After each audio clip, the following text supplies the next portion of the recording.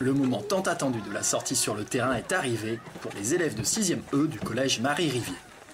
Sous la direction de Madame Beauvais, leur professeur de sciences et vie de la Terre, ils participent à un projet scientifique sur le thème « Une forêt et des hommes ».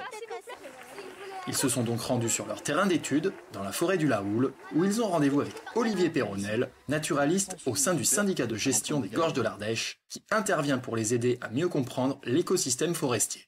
Mais avant tout, il convient de passer quelques consignes.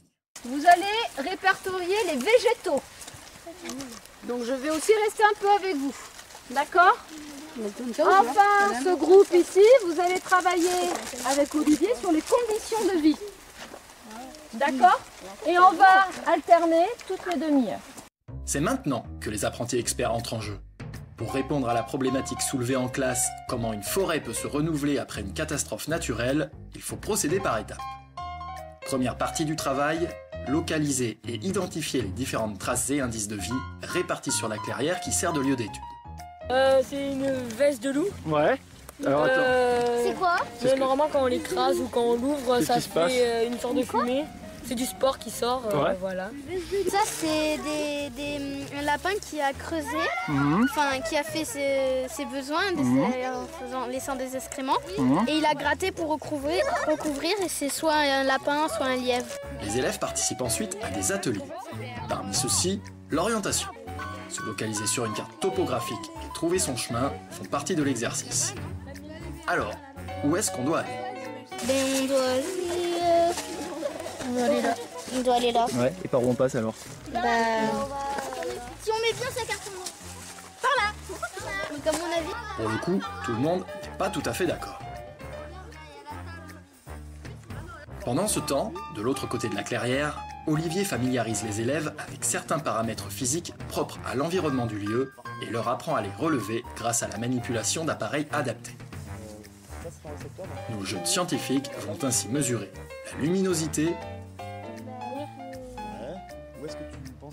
la force du vent. Alors après, essaye de bien dresser. Alors là, tu es en mesure de te demander si ça marche ou pas. Mais aussi la température de l'atmosphère. Au même moment, nos enquêteurs en milieu végétal présentent les premiers résultats de leurs investigations. On a trouvé des feuilles vertes. Ouais. On a trouvé de la mousse. Des feuilles De chêne. de chêne. Mais c'est tout au fond de la clairière que se déroule l'atelier le plus délicat de la sortie, le moulage d'empreintes. Là dedans on a tout ce qu'il faut, ciseaux, scotch, bout de papier. Normalement avec le papier on devrait faire le tour. Et voilà. Ensuite, il faut dissoudre le plâtre dans l'eau et le verser sur l'empreinte. Pour cette opération, ce sont les filles qui prennent le relais. Alors on va le verser là et on va attendre quelques minutes. Et normalement après quand on va enlever le carton vert, il y a l'empreinte, elle va venir et après on aura juste à décoller et il faudra attendre encore que ça sèche un peu. Le moment de démouler est enfin là. La dernière équipe procède tout en douceur pour voir apparaître une magnifique empreinte d'animal. On peut enlever. Est-ce qu'elle est bien dure, moi? Super, je suis fière. On peut l'enlever. Mission accomplie pour nos experts. Relevés, mesures et empreintes en poche, ils peuvent maintenant regagner le bus. Une nouvelle étape du projet va pouvoir commencer.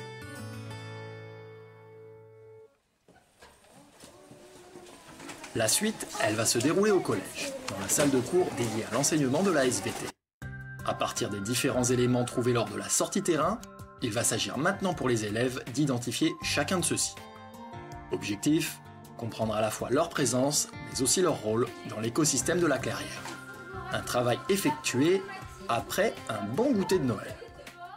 Pour les aider dans leurs recherches, les naturalistes ont à leur disposition des ouvrages et des clés d'identification qu'ils font correspondre avec les photos prises sur le terrain.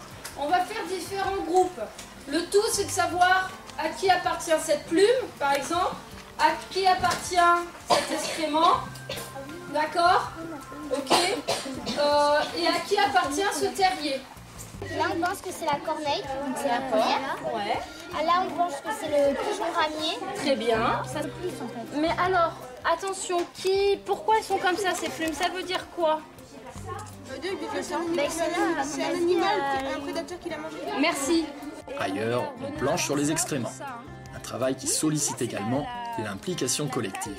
Un travail d'équipe, c'est de savoir accepter que son voisin fait une erreur. Vrai ou faux? Ouais. L'Obs Science existe depuis maintenant 3 ans. Cette année, nous avons travaillé tout particulièrement sur l'écosystème forestier. Pourquoi avoir choisi cet écosystème? Tout simplement parce qu'il est bien représentatif du département ardéchois, que nous avons un terrain d'études juste à côté. Et aussi, je voulais quand même sensibiliser les élèves sur cet écosystème qui est quand même à la fois connu puisqu'ils se déplacent souvent en vélo, la marche en famille, et que les élèves aiment beaucoup les animaux, les végétaux, ils veulent comprendre comment ça fonctionne. Donc je voulais un peu les sensibiliser qu'une forêt, mine de rien, c'est une gestion, c'est un équilibre, c'est fragile et je voulais qu'ils prennent conscience sur tout ça. Donc au final, comment ça fonctionne? Beaucoup de sorties, beaucoup d'expériences, beaucoup d'analyses, beaucoup de démarches d'investigation où les élèves se sentent impliqués, où les élèves sont autonomes et au final, je vois le résultat, je pense que ça fonctionne bien. Les élèves du projet scientifique vont maintenant terminer cette séance par la réalisation de posters thématiques illustrant la synthèse de leurs investigations et de leurs conclusions.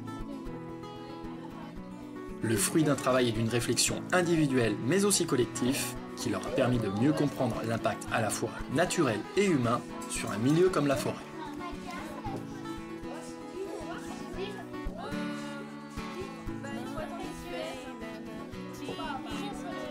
La suite des aventures de nos experts en environnement sera à découvrir prochainement dans un second film.